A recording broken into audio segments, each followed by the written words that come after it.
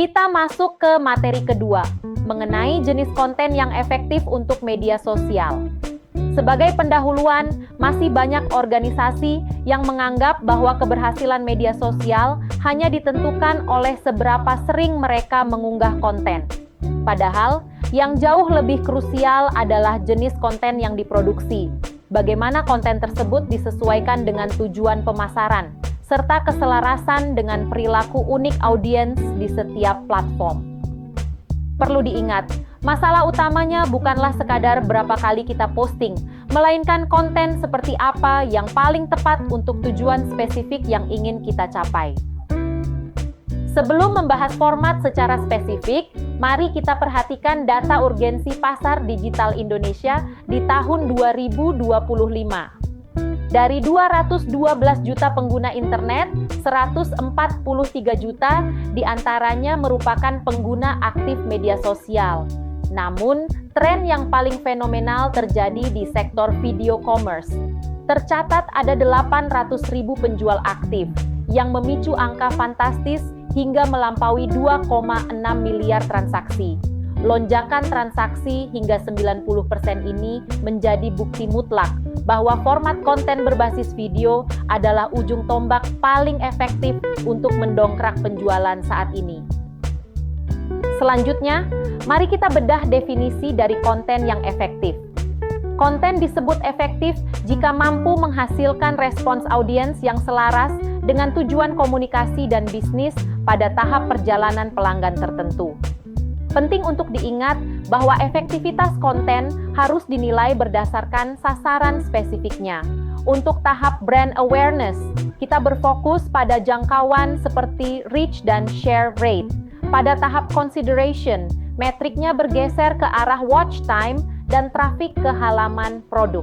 Terakhir, pada tahap conversion, efektivitas diukur melalui tindakan nyata, seperti pesanan atau pendapatan. Setiap tahap menuntut pendekatan konten dan pengukuran yang berbeda.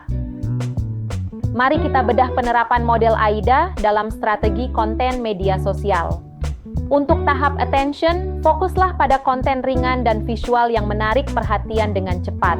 Memasuki tahap interest dan desire, sajikan materi edukatif, tutorial, atau perbandingan produk yang membangun keinginan audiens terhadap solusi Anda. Terakhir, tahap action dipicu melalui live selling atau promo terbatas dengan ajakan bertindak yang jelas. Kuncinya adalah keseimbangan. Terlalu banyak promosi akan menjauhkan audiens di awal, namun hiburan tanpa jembatan produk hanya akan memberikan popularitas tanpa konversi penjualan yang nyata. Mari kita perdalam strategi kita dengan memahami 3 teori pendukung utama dalam psikologi media sosial. Pertama, uses and gratifications theory menekankan bahwa audiens secara aktif memilih media untuk memenuhi kebutuhan tertentu, mulai dari informasi hingga hiburan. Data menunjukkan bahwa 91% orang kini lebih sering menggunakan video pendek seperti shorts. Kedua, social proof theory membuktikan bahwa kepercayaan adalah kunci, di mana 67% orang Indonesia menganggap kreator sebagai sumber terpercaya. Terakhir, elaboration likelihood model atau ELM memandu kita untuk memilih antara rute sentral yang bersifat edukatif teknis atau rute periferal yang menonjolkan daya tarik visual serta hiburan yang cepat ditangkap oleh audiens. Memasuki bahasan selanjutnya, kita akan melihat bagaimana pemilihan jenis konten secara langsung menentukan hasil akhir sebuah kampanye. Setiap format memiliki mekanisme psikologis yang berbeda. Konten pendek berfungsi menangkap atensi awal secara cepat, sedangkan konten panjang membangun pemahaman yang lebih mendalam. Untuk interaksi langsung dan mengatasi keraguan konsumen, konten live adalah solusinya. Jangan lupakan kekuatan konten kreator serta UGC yang sangat efektif membangun kepercayaan dan bukti sosial di mata publik.